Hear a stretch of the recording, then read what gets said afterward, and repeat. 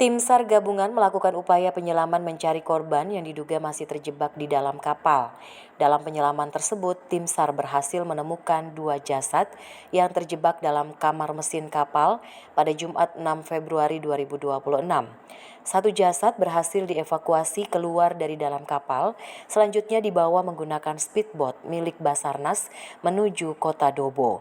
Sementara satu jasad korban lainnya masih terjebak di dalam kapal dan belum dapat dievakuasi karena kondisi kapal yang masih terbalik juga kondisi alam yang membuat upaya penyelaman terhalang. Evakuasi korban kembali dilanjutkan hari ini.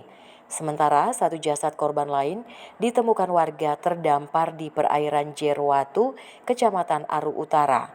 Setelah mendapatkan informasi dari warga, tim SAR gabungan menuju ke desa Jerwatu. Namun warga telah memakamkan korban karena kondisi mayat yang sudah membusuk. Hingga Sabtu siang, total korban yang telah ditemukan sebanyak 3 orang dari 8 korban yang dinyatakan hilang.